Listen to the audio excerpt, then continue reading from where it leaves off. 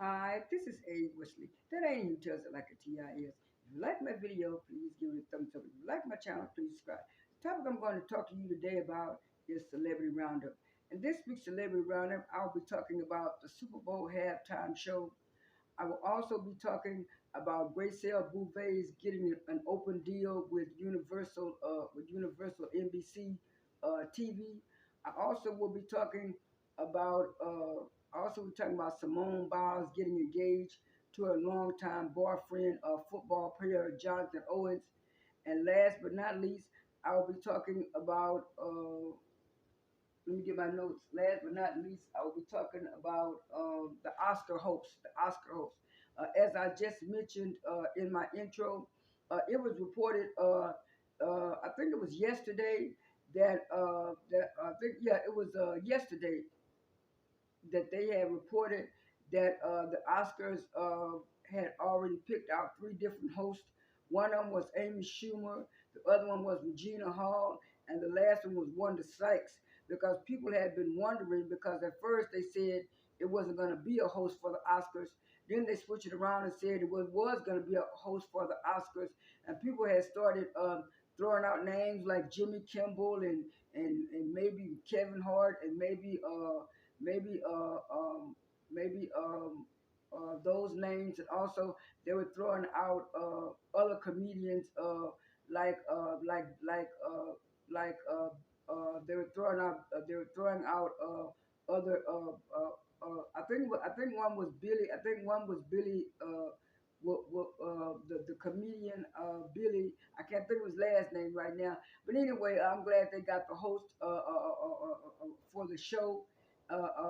Even though it's three women, all three women have different personalities. Even though I know Wanda Sykes and Amy Schumer are kind of comedians, they're going to come off real good. And everybody knows that Regina Hall did a great job doing the Soul Train Awards 2 years in a row. I think she did. I think she did either 18 or 19 or 19 and 20. But anyway, she did a good job those 2 years that she did it. So we all know that all three of those girls are going to bring it. And like they said, they're going to be in three different sections. On another thing, it was reported by all the blogs yesterday that that for Valentine's Day, which was Monday, Simone Biles got engaged to a longtime boyfriend, Jonathan Owens. He's a football player.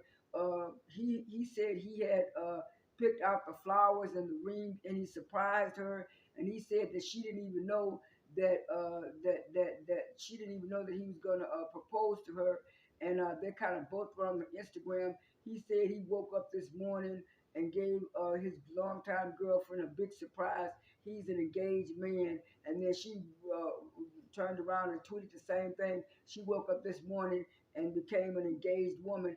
So I know the last man that Simone Biles had, it seemed like right after she got off of Dancing with the Stars, they kind of broke up. So I think she was kind of sad over that relationship, but seems like she's been with this guy at least about a year, maybe a year or two. But I know for a year, close to a year and a half, and they decided to get engaged on Valentine's Day, which was a good thing. Another thing that happened on Valentine's Day that I didn't write down was Silk Sonic slunk and put out the Love Train song, and I was so shocked and surprised because it wasn't announced. And the only reason why I found out about it was because I was on my Spotify channel, and I saw, I mean, my Spotify streaming service, and I saw it on there. On another note, it was reported by the blogs that Graysale Bouvet has signed an open deal with Universal Studios, which is really NBC Universal. It's a subsidiary of Bravo TV and stuff like that. And she signed an open deal to produce shows and I guess documentaries and stuff like that. And that is a big thing for her and stuff like that, because a lot of people just thought that Grace Sale was just gonna be on the Real Housewives of Beverly Hills and maybe do the real here and there. but she's been doing a lot of side deals, while the show has been filming and stuff like that. So that was great for Gracie Bouvier, and she got a lot of congratulations from her celebrity friends and even from some of her co-hosts on the Real. So that's a big thing for Gracie. Uh, on another note, I found out about I found out about I found out about the Super Bowl. The Super Bowl was really this is the last. The Super Bowl was really good. Some people said it was watered down from what the original rap was about. But to me, I think it was a good performance. Even before the performance, I saw a lot of tweets from certain people and certain fan bases saying, they should cancel the Super Bowl. They shouldn't have the Super Bowl. Nobody wants to look at the Super Bowl halftime. And some people they wanted to see the Real Housewives of Salt Lake City. But I'm sorry, the Real Housewives of Salt Lake City is not that good anymore since they don't have Mary on them. Anyway, that's a side note. But anyway, to me, the performances were good. Some people like the Kendrick Lamar performance. He was okay to me. But my main two performances was Mary J. Blige and Eminem. I was surprised by Eminem's performance. I know Eminem was a good rapper back in the day. He made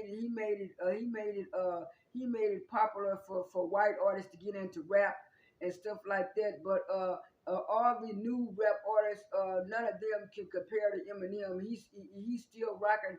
He's still rocking good rap songs even today.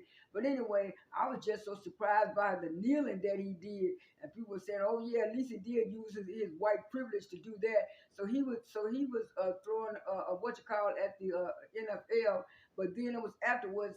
Some people from the NFL said that they knew that Eminem was going to do that, and some people said now they told Eminem not to do that, and so when they asked Dr. Dre, I think the next day on a thing, he was saying, well, to him, everybody had a chance to do their own thing. But he said to him, Marshall did. He called him by his birth name. He said Marshall did that on his own, and then the NFL tried to backtrack and say, well, yeah, they gave him permission to do it.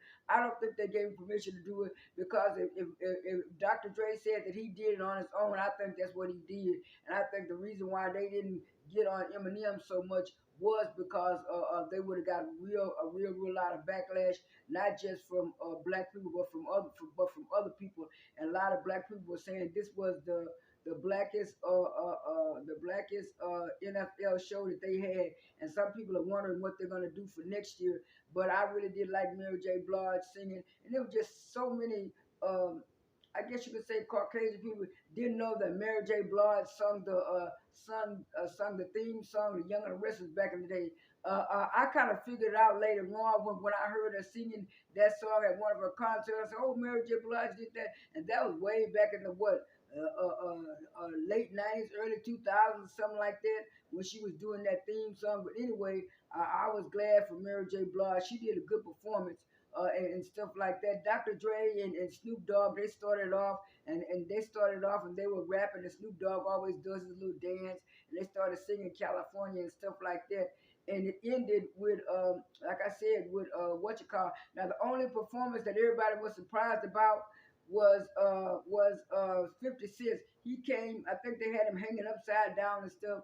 But I'm sorry, people were saying nice about it. I was too, but I'm sorry. I don't know if 50 Cent lost his rapping voice or he was hoarse from acting or talking or what. But then he always talk about other people's appearance, and he had that beer belly and all that other kind of stuff going on. And I'm looking at, yeah, you talk about everybody else on the internet, but you ain't too far. And he always got a knack of talking about Lizzo and stuff like that. So I was looking at 50 Cent. Some people say he didn't let himself go. I think so too. But anyway, to me, the Super Bowl was good. I like the Super Bowl. This is A. Wesley. That ain't intense like a Ti is. I am out.